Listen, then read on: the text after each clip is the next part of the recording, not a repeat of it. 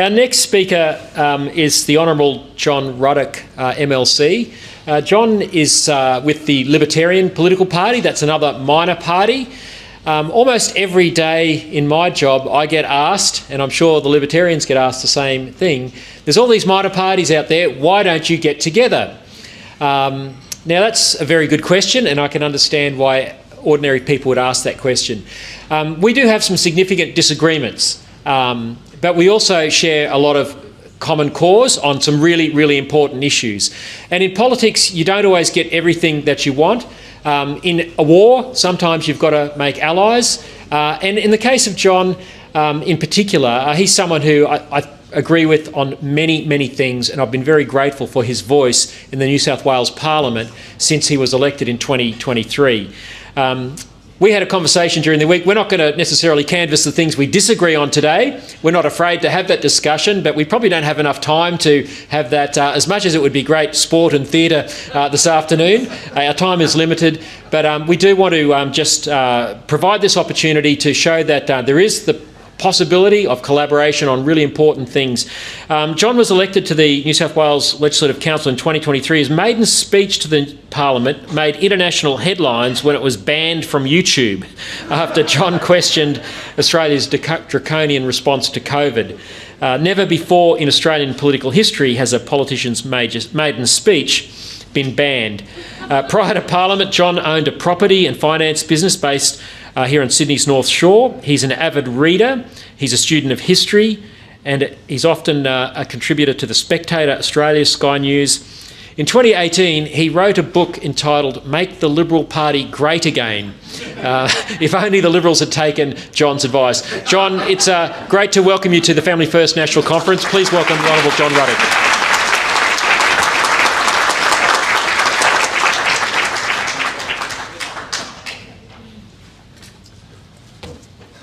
Thank you very much, Lyle, and I would first like to say how impressed I am with Christopher Brohiher and the Human Rights Law Alliance.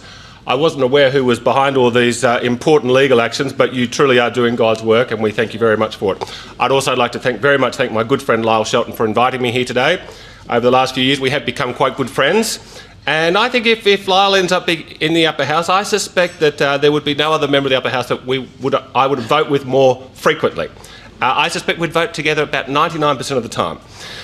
But Lyle has asked me to speak about minor parties and their potential and how we can collaborate, and I'm very happy to be here to speak on that subject. But the first thing I would like to say on that subject is that it is disappointing that we have to have minor parties because we should be having a good Liberal Party. I do believe all hope is gone. There are still good people in the Liberal Party. Senator Antic, others. I believe they're in decline. I hope I'm wrong. I hope they can turn it around. But I think what has happened is that we had in the 20th century a global conflict between communism and the free world. And they did take over 1/3 of the world.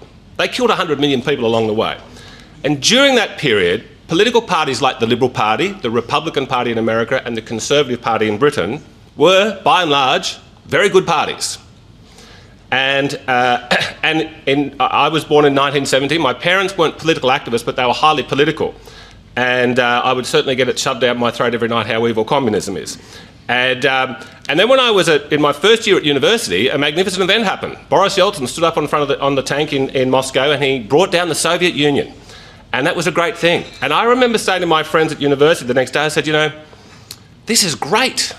I said, we don't, you know, it's all over. Free enterprise and democracy has won. And there was Francis Fukuyama, who was an academic, he wrote an essay at the time which was very influential, said, it's the end of history. Who can argue now with free enterprise and democracy? And I believe that the part of the Liberal Party's decline, I think a big part of it, is that in previous generations, people who were talented people, intelligent people with good values, they thought, gee, these communists might take over the whole world. We've got to get involved in politics. And I think too many people took that view in 1991. Oh, there's nothing really left to fight for, but gee, how wrong they were. And I had a friend when I said that to them, I was with a group of friends, and I said, look, I think, you know, there's not much left to fight for now. We're all free. And a friend of mine said, no, John, they'll come in through the back door. They are not going to give up. And he was right and I was wrong. And in fact, what they've done, I feel like the Conservative side of politics has gone to sleep, except for you good people and others, but there's not enough of us. And the left, who failed, the Western left, for half of the 20th century was supporting the Soviet Union, but then they've decided, I believe a big part of what they've done is, they said, oh, well, look, we used to say we wanted a big government because, communism's going to help poor people. Well, that didn't work, it killed poor people. But now they've decided, oh, now we're going to tell the world we need a big government. Global warming, okay, that's the new communism, and they've doubled down on it in a very, very big way. So what has happened is that the Liberal Party has, very unfortunately, been overtaken by, or dominated by, careerists. There are two types of people, broadly speaking, that get attracted to politics. There's true believers who really believe in stuff, left or right, and they really want to sort of, change the world so the next generation more reflects their values. That's good. That would be all the people in this room and all the people in the Libertarian Party. And the other, so there's true believers and there's careerists. The careerists are people who join a political party not because they want to contribute to the next generation, they want to get something out of it, right? And the careerists do not join Family First or the Libertarian Party, they join Liberal and Labor, okay, because they've got staffing jobs, seats in Parliament, lobbying contracts, prestige. So the careerists largely join the major parties and they don't believe in anything, and this is what's happened to the Liberal Party. Now, what has happened now is that I was very involved in the Liberal Party, and all the big stars, if a really talented person came along like a Tony Abbott or a John Howard, or even Malcolm Turnbull, we may not like him much, but he's an impressive CV. They all get into Parliament because they want to be the Prime Minister. Okay, that's fine, ambition's good. And so those people, when they sought pre-selection in their 20s and 30s, they said, oh, well, look, I want to be the Prime Minister. I need a nice safe seat. I'm going to get a safe seat on the North Shore of Sydney or the eastern suburbs. Okay, that was their thinking. And other candidates for the Liberal Party would contest seats on the outer rim of the western suburbs, places like Penrith and the Hills and others, which sometimes vote Liberal, sometimes vote Labor. And so those candidates would be sort of the more B-graders. Okay, but what's happened now is, this is why I think the Liberal Party is absolutely going to keep going downwards, is because the heartland's been wiped out. Those Teals keep increasing their vote. It's unbelievable, but these good people on the North Shore really believe in global warming, even though every prediction they've made doesn't come true, and even though our electricity prices keep going up. And so what's happened now is the Liberal Party room in Canberra is largely dominated by people who really do not believe in stuff. Okay, and the B graders have now become the A graders, and there's not much intellect there. Now, look, I think Susan Lay's doing her best, okay, but I mean, I really don't think she believes in much. I get the impression she hasn't read many books. Now, the truth is that under the Australian Constitution and the New South Wales electoral system, minor parties are really, really important. And I have some, I don't want to wreck your day because I know there's a very positive atmosphere here, but the minor party in this country that has had a huge influence, in fact, I would say that they've had an even bigger influence than Labor and Liberal this century, and that's a little party we all, no, the Greens, thank you, the Greens. Okay, now why is that? Because what they've done is they are true believers. They're truly wrong on everything, okay, but they really believe in stuff, and their vote capped out at 10% 10 years ago. In the 1990s, they'd get, just like where you guys are now, like where we are, they'd get 2, 3, 4 maybe, they'd have a bit of luck sometimes, get someone into Parliament. They capped out at about 10%, but what does that 10% give them under the Australian Constitution? Senate seats. Only 12 Senate seats, thank you very much, out of 76. In my lifetime, a Liberal Labor has only held control of the House of Representatives and the Senate on 2 occasions. Malcolm Fraser had it, and John Howard had it briefly from 2004 to 2007, but Labor's never had it in my lifetime. So minor parties are going to have it, okay? Now, what's happening with the Greens is, do you know that the minor right parties across Australia get more votes, collectively, in the elections than the Greens? Unfortunately, we need to learn how to collaborate better, and I will come to that in a moment. But if you're a minor left voter, you basically vote for the Greens. There's 1 or 2 other little parties, and 12 senators out of 76. So now left-wing Labor Prime Minister Albo is obviously got full control of the House of Representatives. But now, in Albanese's first term, there was a motley crew of little parties that he needed to every bill, he needed to sort of do various deals. Doesn't need to do deals now, he just needs to get the Greens on board. That's a pretty bad situation. Now what has happened is, prior to 1949, the Senate electoral rules were from Federation to 1949 were quite unusual, and what it would mean is it's difficult it's complex and it's not that important, but it would basically mean that if a party won government in the lower house, it was very likely they were going to have an overwhelming majority in the Senate. Now then in 1949 they changed the rules so that there was proportional representation. And what that means is, for our Senate elections, we basically need, a minor party needs sort of 6 to 7% primary votes, and you've got a senator. So this is why the Greens easily get one. Okay. So, what I would say for federal election, I think there's a very big difference about how we collaborate at the state level and at the federal level, and I would like to walk you through that. Let's start with the state level. It's actually, and Lyle's right, people say to me every day, why don't we all merge? Okay, long story. But in the state elections, it's not in our interest to. It's actually better that we have sort of 3 or 4 very competitive, professional minor right parties, all trying to maximise our votes. Why is that? We only really need about 2.5%. Okay. And so now the official rule is to get a position elected to the New South Wales Upper House, we need about 4.5%. And every 4 years there are 21 members of the Upper House elected, because then you get elected for a double term, 8 years. So officially, under the New South Wales Constitution, or laws, whatever it is, you need 4.5%. And there's 21 people elected. So there's 21 little quota boxes that need to be filled up. So who comes first? Liberal. Who comes second? Labor, or reverse. And then they fill them up, okay, but the last 3 or 4, sometimes even 5 of those little boxes that need to be filled up, they only get sort of half filled, okay, and it's whoever gets the most out of those half filled quotas. So it is actually in our interest to do 2 things, and that is we do our very, very best, which we're all doing, and something that we really, really have to learn in the minor right is that we have to collaborate through preferences. Now, this is something that the minor left, it's not just the Greens, Animal Justice, Cannabis Party, a few socialist parties, communist parties, whatever, but they are much, much better than us at preferencing each other. And so what our parties typically do in the lead up to an election, state or federal, is if you go to our website, it says who we're preferencing. If you get our how to vote, it says who we're preferencing. I think we should start to have a discussion about, in our advertising, the Libertarian Party would say, look, vote one for us, but we should also have it in there somewhere, if we're doing preferencing One Nation and Family First, we should also make we don't want to sort of distract from the major message of saying vote for us, but there should be some messaging in there. If you're going to vote for us, it's also very, very important to also vote for other friendly parties. This is what, when people vote Green, they do preference, and they preference their people, because in New South Wales elections you do not have to preference, it's optional. So a lot of people just say, oh, I love Family First so much, they get my number 1, they walk out.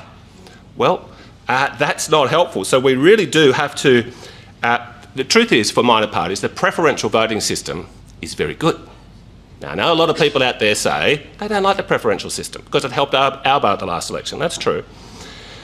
But if we are smart about it, so preferential voting is really, really good because you might really love Lyle and you might only like the Libertarian Party or One Nation or whatever, but you might really love Lyle, but you might also like us and a few others. It's very important we get the message out to your voters. Okay, good, vote Lyle, but it's very important to preference. And I don't know why the left has got that under control and we don't. Now, at the federal level, it's very different. There's only, at the moment, there's only a chance that we can win 1 senator out of 6 for the minor right. And so what we're doing at the moment is we're all running we're getting well more than the 6 or 7% we need combined. But but we again, the people like Family First or the Libertarian Party, but they really don't want our vote. So what they do is they might vote 1 Family First and then 2 the Liberal Party. Okay. And that's not helpful. So what I propose we do in the minor right, and I think where there's a will, there's a way. This is how we can win senators. We can replicate the Greens. We can have 12 senators between us. This is what I believe we should have a serious discussion about. I propose that about 6 months before a federal election, the various minor right parties, which agree on 90% of stuff, we're all pro-free enterprise, we're all pro-free speech, we're all against the woke stuff, we're all against global warming. Yes, we've got little differences.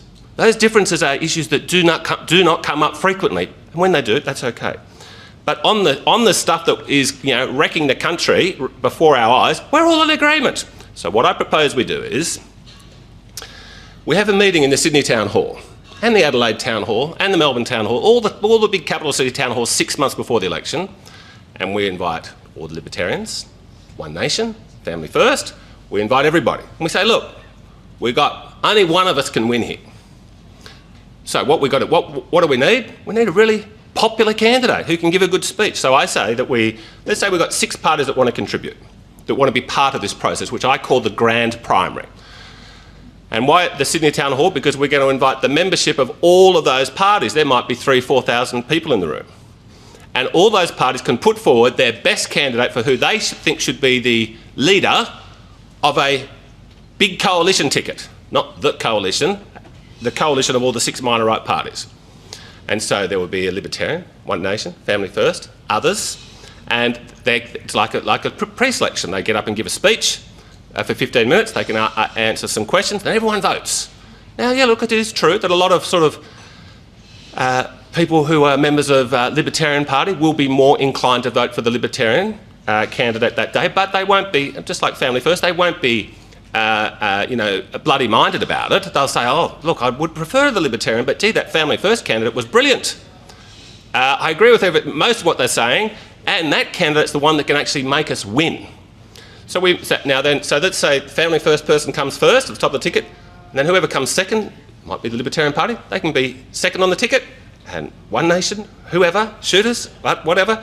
So we can have a big coalition ticket, and I believe that democracy will, in most cases, give us the candidate who is most likely to win. Now, why I would encourage, there is a very positive atmosphere in this room, Lyle, so you should be very proud of yourself. And it's not for naught, because I'm sure you highly intelligent people in this room are keeping at least some type of an eye on what's happening in the UK. The British Conservative Party was a great party in the 20th century, just like our Liberal Party. And just like our Liberal Party, it is just a mess, and it's not getting better. And so what's happened? Nigel Farage has happened. Every sort of few weeks we see there's a new poll out. The last poll I saw, 35% want to vote for Farage and 20% want to vote for the Labor incumbent Prime Minister, and even less for the Conservatives. That's just going to keep going up. Now, who's Nigel Farage? Well, he agrees with most of what we stand for. And he was battling away for decades, running in elections, getting 1%, 3%, back to 1%, okay, then, obviously the Brexit thing, which he was the hero of, made him more famous, but he has had a lot of, setbacks, but he is on track to become the British Prime Minister from a minor party. That has not happened for a very, very long time, and I believe all the ingredients are the same in Australia. It's going to happen, and I hope it's the Libertarian Party that does it, but it might be Family First. And I'll be almost just as happy if that's the case. Okay, because now, Trump, Mr. Trump, who I'm guessing most people in this room have a generally positive view of. I have a very positive view of him. Sometimes he disappoints me. I'm not with him on the tariffs, and seems to be a bit too inclined to go to war. But anyway, that's okay. But every day, if I ever have a complaint about Trump, I think, well, look. Thank God it's not Kamala Harris. Okay, so, and Trump has pulled off a a revolution within the Republican Party.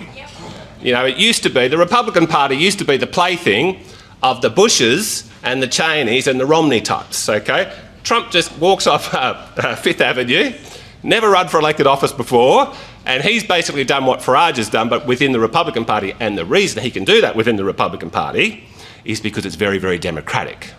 And Lyle mentioned my book earlier, Make the Liberal Party Great Again. And I know this is on the live stream. If there's Liberal Party people watching, and good people, we would all be thrilled if the Liberal Party could get back on track. I don't think it's going to happen, but if it happens, great. And the only way that can happen is they should be doing what they do in the Canadian political parties and the British political parties now. The members get to vote for the parliamentary leader, okay? And that's what the guts of that book was about. And the candidates for the lower house seats should be chosen by a primary. 10% of the electorate will come out, and they will generally be Conservatives. But anyway, so that is... So what I'm saying is, look, we're not wasting our time here. We can really change the direction of this country. And it's hard to know how this turns out, but all I can say is let's redouble our efforts. Let's collaborate as much as we can wherever we can, particularly at the state level. I think that there is... Australia is still very similar in many ways to the United Kingdom. Very similar political system, and we do have now we have a similar political culture to the United States. It's obviously a different system. Why don't they have minor party senators in the United States? Well, it's because when they vote, all their states have 2 senators, and it's just when they have an election for a senator, there's only one person for the whole state gets elected. So it's either going to be a Republican or a Democrat. But in Australia, when we vote in the Senate, 6 people are going to get elected, and we can get those 5th or 6th positions. Once we have 12 senators, once we have as much federal power as the Greens, which I'm certain is going to happen. I don't know when it's going to happen, but I'm certain it is going to happen. Well, that's when we can win. That's when people who are not paying much attention to politics will start to wake up and say, yeah, well, look, there is hope. We can turn this around. So I do believe that all the ingredients are on the table for a revolution, a bloodless revolution, but a much-needed political revolution, because the truth is, I meet people, not that infrequently, who said, oh, John, I want to leave this country. Everywhere I look, it's not looking good. And I say to them, are you crazy? Australia's fantastic. Despite bad government, Australia is still absolutely fantastic. It's still a young country. We've got a whole continent here with a relatively small population. We've got so much potential. When I grew up, Asia, just to the north of us, was just like one bloody war, I mean, not as the swear word, blood everywhere, across Asia. Vietnam, Korea, the Chinese were going through the Cultural Revolution. Okay, there was a big war in Indonesia. About 1 million people died, not many people know about. Malaysia, India and Pakistan would have war. So, yeah, we used to be scared of Asia. Now Asia is, basically getting better and better, but basically free enterprise, generally becoming democratic and not a threat. We're not worried about them invading us. Might be 1 or 2 threats, but it's a lot better than it was. But the reason I mention that is because, look, Australia is basically a Christian European country here, and Asia's got economic growth. So Australia is worth fighting for, and I believe we'll get there. Now, do we have a couple of minutes for questions, Lara? Not really. No, we're probably running. Wrap it up? Okay. Look, thank you very much. We'll hopefully see you again. And...